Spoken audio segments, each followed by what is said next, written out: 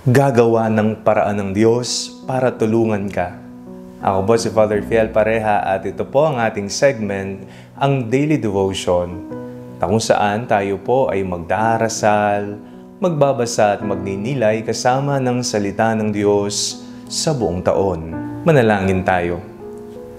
Sa ngalan ng Ama, ng Anak at ng Espiritu Santo. Amen.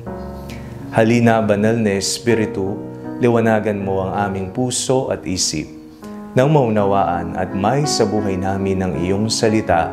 Amen. Our Bible passage for today is from the book of Exodus chapter 2, verses 1 to 10, and I read it for you.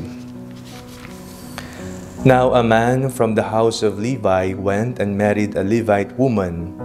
The woman conceived and bore a son, and when he saw that he was a fine baby, she hid him for 3 months.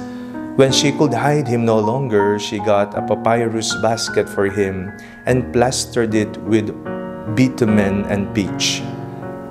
She put the child in it and placed it among the reeds on the bank of the river. His sisters stood at a distance to see what would happen to him. The daughter of Pharaoh came down to bathe at the river, while her attendants walked beside the river. She saw the basket among the reeds and sent her maid to bring it. When she opened it, she saw the child. He was crying, and she took pity on him.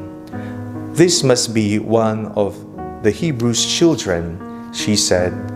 Then his sister said to Pharaoh's daughter, "Shall I go and get you a nurse from the Hebrew women to nurse the child for you?" Pharaoh's daughter said to her, "Yes." So the girl went and called the child's mother. Pharaoh's daughter said to her, "Take this child and nurse it for me, and I will give you your wages." So the woman took the child and nursed it.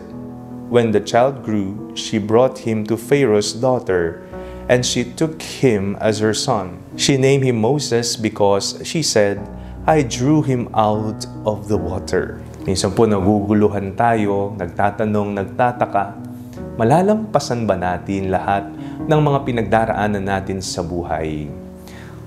Mabigat na dinadala, hindi alam kung ano ang gagawin, saan pupunta, katakot-takot na pangamba, takot na namamayani sa ating puso.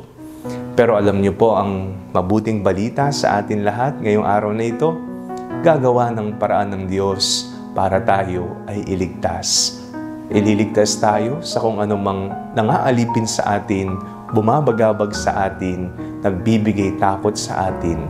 Gaano man gabundok na problema o taas ng alon ng buhay na ating kinakaharap ngayon, panigurado, niligtas tayo ng Diyos.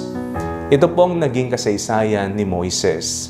At dahil sa utos ng hari, pinapapatay ang alinmang mga anak na lalaki na Hebreyo ang lahi upang hindi na managana at dumami pa. Kaya ang batang si Moises ay isinilid sa isang basket at ito'y nakita ng anak ng paraon at pinalak siya. Niligtas siya. Ililigtas tayo ng Diyos kung papaanong niligtas niya ang batang si Moises. Ililigtas niya tayo sa anumang pangamba, sa mga takot na ating kinakaharap. Kinakailangan natin ng isang matibay na pananampalataya. Ang ating pananalig sa Kanya ay may kalakip na pagsuko.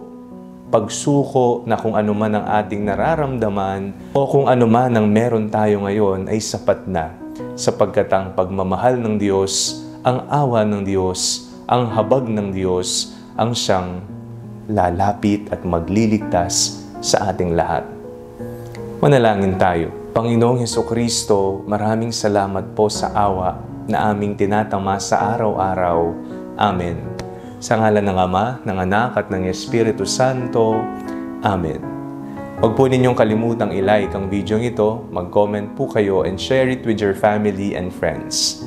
Ang Panalangin Bago Matulog ay may sariling Facebook page na po.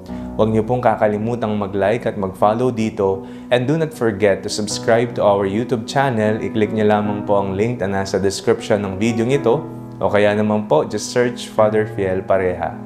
At kung nais niyo pong maging updated sa ating pagpapahayag, you can join our broadcast channel dito po sa ating Facebook page o kaya naman po sa ating bulletin board sa TikTok app.